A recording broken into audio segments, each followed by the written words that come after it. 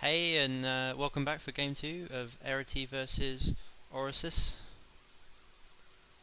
So, Euriti here as the purple Zerg, and this time Orecus as a blue Protoss player. Map is Lost Temple, so it's a 4-person map, and we have the 2 players here spawning opposite each other, so at the 3 o'clock and 9 o'clock positions.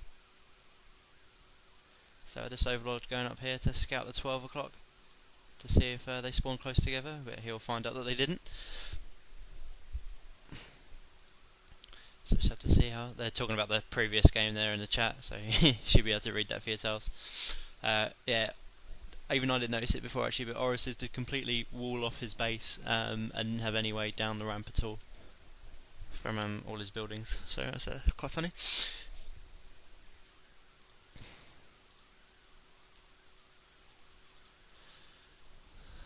So Euriti is scouting really early here. There's a scout in this position here, obviously where our Protoss player isn't there, but just having a quick check. So he's already eliminated it down to pretty much this one position here.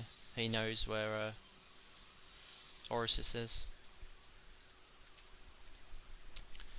That's some very quick work there. This drone's just coming back to base for now rather than actually going. Oh no, here we go. No, he is sending it out here. So he's going to find out what's going on down in the space.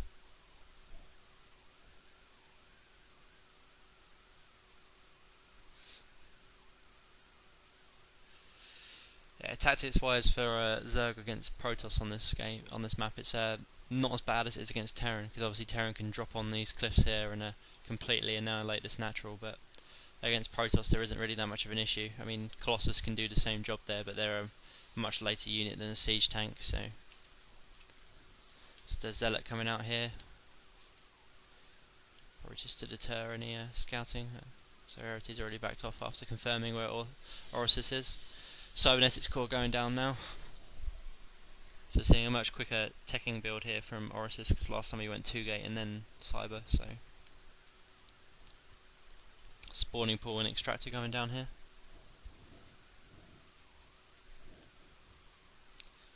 And now the gas is starting to be gathered. So yeah, this time actually, sorry I missed that, I didn't comment on that, but the hatchery obviously went down before the spawning pool. So there's a very quick expansion here from the Zerg player. It should give him an economical advantage as long as Orecus doesn't push early. Second gateway coming down now. So we might be seeing a 4-gate push, but we'll have to see how it turns out. It's just some drones coming out here, so very much a droning build this time round, whereas last time Euriti was already going quite Ling heavy and hadn't expanded. These 2 Zerglings just going out to scout. Queen coming out here. This one's already got a queen up. So income wise, pretty even at the moment still, but we should start seeing the Zerg player pulling ahead quite soon. Just putting down a creep tumor here, probably to link up with the main and the expansion. Our mouse is spazzing out there as well, which isn't helpful.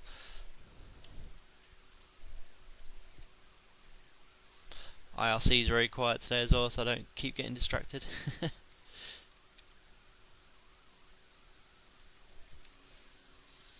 Metabolic boost coming down now, evolution chamber as well.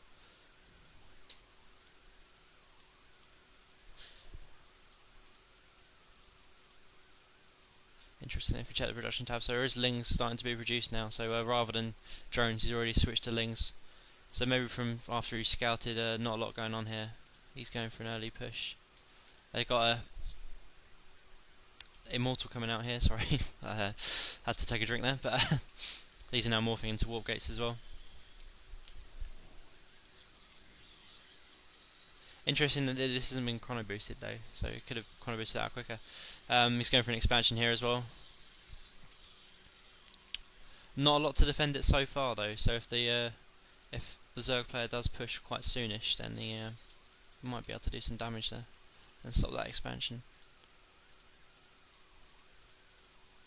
Got melee attacks 1 being upgraded here.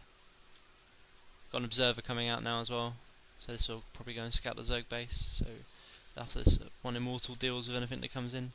So Immortals are pretty good against Zerglings in small amounts because the amount of damage they can do, they can pretty much one-shot the Zerglings.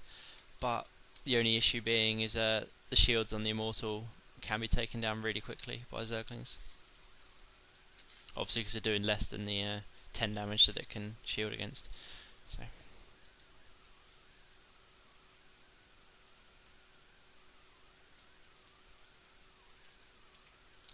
not else going on. Yeah, not a lot else going on really at the moment here. So just here finishing off this upgrade here for the Zerglings. Oh, the Zerglings are pushing out now. They should be able to overwhelm what's here by the Protoss player, so we'll have to find out.